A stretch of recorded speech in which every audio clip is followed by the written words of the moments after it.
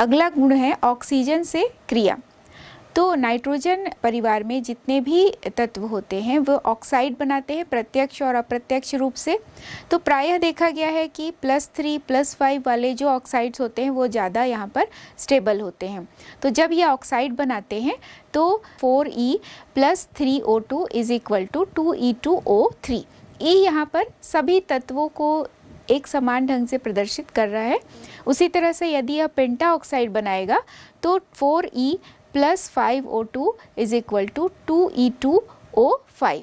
तो ये जितने भी ऑक्साइड हम देख रहे हैं ये ट्राई ऑक्साइड और पेंटा ऑक्साइड है। तो नाइट्रोजन में ये देखा गया है कि नाइट्रोजन p-pi बॉन्डिंग कर सकते हैं और p-pi बॉन्डिंग कर पाने के कारण वो कई प्रकार के ऑक्सीडेशन स्टेट उनके ऑक्साइड्स में देखने को मिलते हैं और इसी कारण वो कई प्रकार के ऑक्साइड भी बना पाते हैं। तो जब हम नाइट्रोजन के ऑक्साइड्स की बात करते हैं तो नाइट्रोजन के ऑक्साइड में सबसे पहला ऑक्साइड है N2O, जिसे हम नाइट्रस ऑक्साइड कहते हैं, ऑक्सीडेशन स्टेट +1, और NO nitric oxide +2 oxidation state, N2O3 nitrogen trioxide +3 oxidation state, N2O4 +4 oxidation state nitrogen tetra oxide, और N2O5 नाइट्रोजन पेंटा ऑक्साइड जहाँ +5 ऑक्सीडेशन स्टेट है। अब इसके गुणों को हम थोड़ा देखें तो जब ऊपर से नीचे आते हैं तो क्षारीय गुण इन ऑक्साइडों की बढ़ती जाती है। तो प्रायः देखा गया है जो अधातु हैं वे अम्लीय प्रवृत्ति के ऑक्साइड बनाते हैं, जो उपधातु हैं वो उभयधर्मी ऑक्साइड्स बनाते हैं, और जो धातु होते हैं वो क्षारीय ऑक्साइड बनाते हैं। तो जैसे जैसे हम वर्ग में ऊपर से नीचे आएंगे, यानी अगर नाइट्रोजन से बिस्मथ तक आते हैं तो नाइट्रोजन से बिस्मथ तक आते आते जो क्षारीय गुण है वो बढ़ता जाता है और अम्लीय गुण धीरे धीरे कम होता जाता है। और यदि हम पेंटा ऑक्साइडों को कंपेयर करेंगे इसके अम्लीय गुण के आधार पर तो वो N2O5 सबसे प्रबल अम्लीय होगा, उसके बाद P2O5, AS2O5, Sb2O5 और Bi2O5। तो बिस्मथ का जो पेंटा ऑक्साइड है वो सबसे कम अम्लीय होगा, जबकि नाइट्रोजन का जो पेंटा ऑक्साइड है वो प्रबल अम्लीय प्रवृत्ति दर्शाते हैं। बिस्मथ +5 ऑक्सीडेशन स्टेट वाले ऑक्साइड नहीं बनाते हैं क्योंकि बिस्मथ में अक्रिय युग्म प्रभाव देखने को मिलता है। NS के 2 इलेक्ट्रॉन बंध बनाने में भाग नहीं लेते हैं, तो +3 ऑक्सीडेशन स्टेट ज़्यादा स्थायी होने के कारण वह ट्राई ऑक्साइड बनाते हैं, पेंटा ऑक्साइड नहीं बनाते हैं। कुछ यहाँ पर अम्लीय, क्षारीय एवं उदासीन जो ऑक्साइड्स हैं इस परिवार के उसके बारे में जानेंगे। तो अम्लीय ऑक्साइड्स यहाँ पर नाइट्रोजन का try oxide N2O3, N2O5, P2O3, P2O5। इसी तरह से जो यहाँ उपधातु है वे उभयधर्मी ऑक्साइड दर्शाते हैं, जैसे कि आर्सेनियस ऑक्साइड और एंटीमनी ट्राईऑक्साइड। तो AS2O3, Sb2O3। इसी तरह से धातु के रूप में यहाँ पर बिस्मथ है तो Bi2O3। तो ये क्षारीय प्रवृत्ति के होते हैं। तो किस प्रकार यहाँ अम्लीय, क्षारीय एवं उभयधर्मी तीनों प्रकार के ऑक्साइड इस परिवार में देखने को मिलते हैं। हैलोजन से क्रियाशीलता। तो हैलोजन से क्रिया करके भी यह ट्राई हैलाइड और पेंटा हैलाइड बना पाते हैं, लेकिन जो नाइट्रोजन है वो ट्राई हैलाइड ही बना पाते हैं, पेंटा हैलाइड नहीं बनाते हैं। ये हम पढ़ चुके हैं कि नाइट्रोजन के पास d ऑर्बिटल एब्सेंट होता है।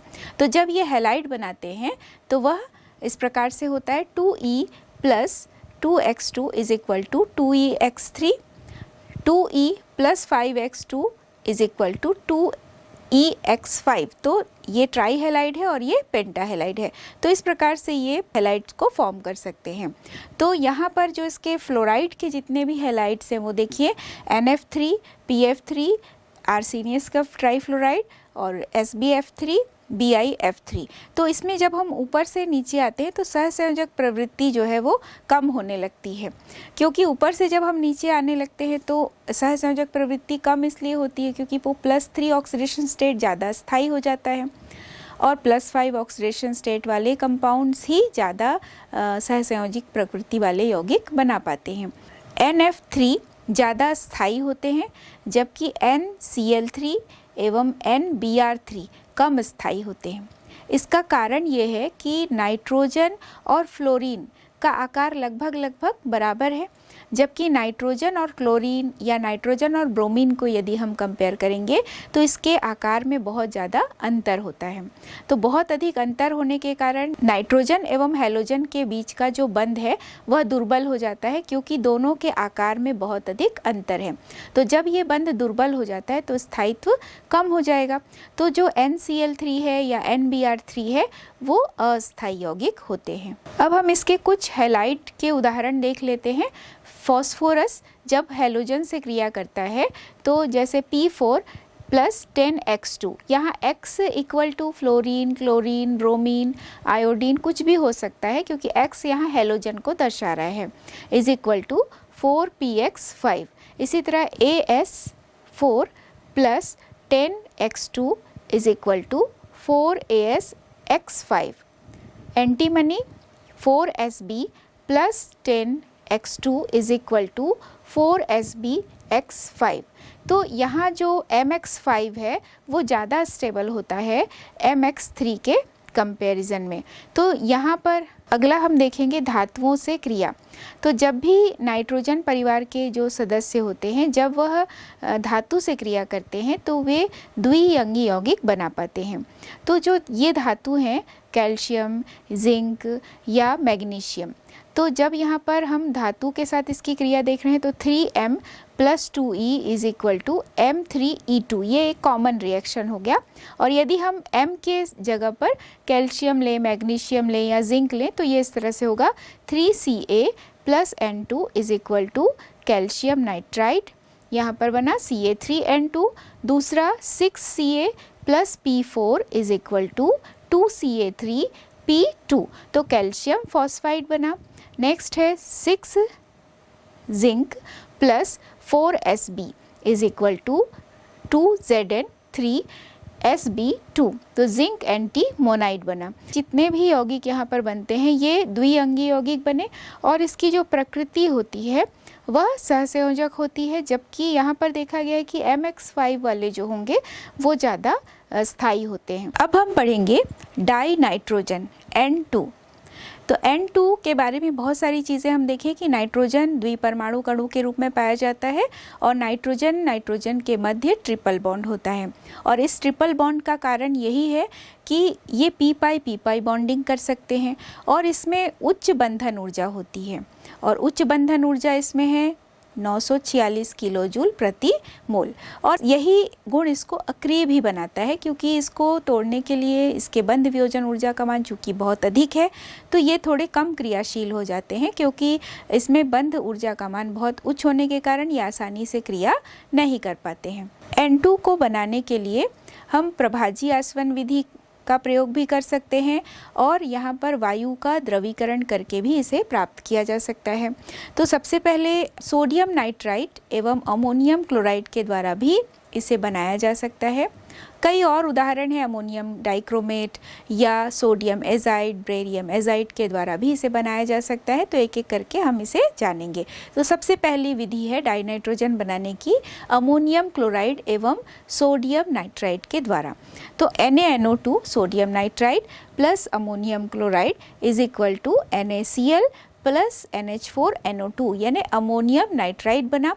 और यही अमोनियम नाइट्राइड अपघटित होता है तो N2 प्लस 2H2O बनता है, यानी नाइट्रोजन यहाँ पर प्राप्त हुआ अमोनियम नाइट्राइड के अपघटन के द्वारा। अगला है अमोनियम डाइक्रोमेट के अपघटन से भी नाइट्रोजन प्राप्त किया जा सकता है। तो NH4 whole twice Cr2O7 is equal to N2 plus 4H2O plus Cr2O3 यानी क्रोमिक ऑक्साइड भी प्राप्त हुआ साथ में और नाइट्रोजन प्राप्त हुआ। अगला है सोडियम और बेरियम एजाइड के तापीय अपघटन के द्वारा भी इसे प्राप्त किया जा सकता है। समीकरण जानेंगे।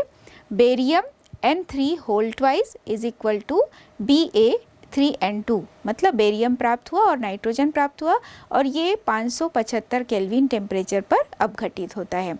इसी तरह से sodium azide 2NaN3, sodium azide का formula NaN3, 2NaN3 is equal to 2Na plus 3N2। तो इन सभी विधियों के द्वारा डाई नाइट्रोजन प्राप्त किया जा सकता है। डाई नाइट्रोजन के कुछ भौतिक एवं रासायनिक गुण के बारे में अब हम जानेंगे। डाई नाइट्रोजन रंगहीन, गंधहीन एवं अविषैली गैस होती है। इसे बहुत अधिक जब द्रवीकृत किया जाता है तो द्रवीकृत करने पर यह रंगहीन द्रव में परिवर्तित हो सकती है।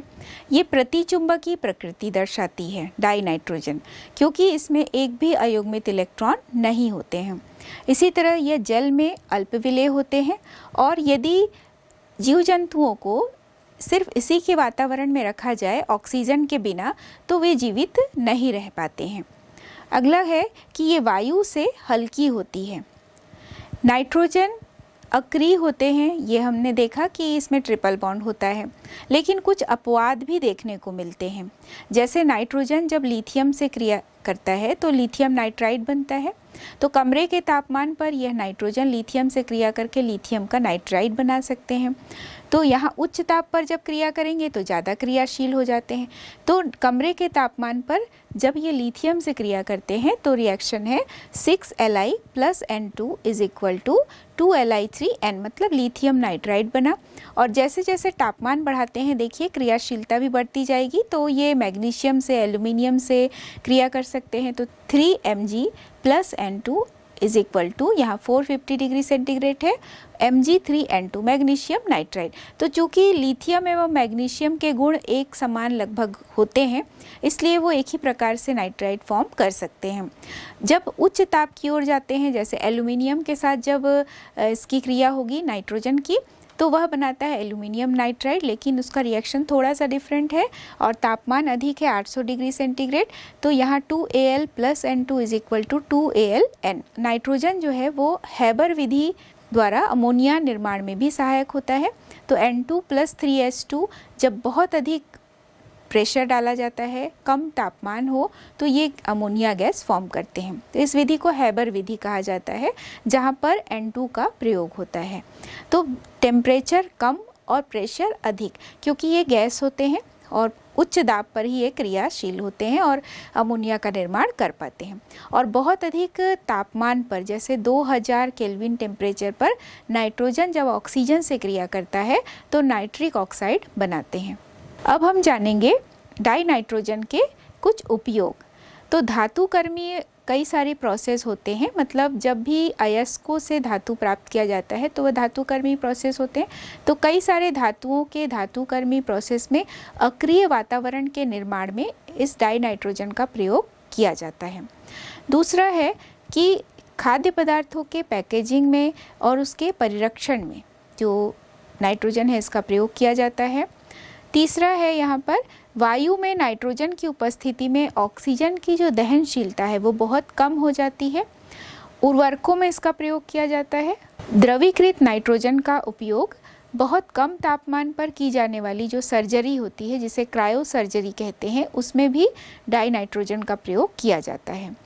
डाई नाइट्रोजन का प्रयोग करके हम अमोनिया का निर्माण कर सकते हैं। जैसे हमने देखा हैबर विधि में अमोनिया का निर्माण N2 plus 3H2 is equal to 2NH3।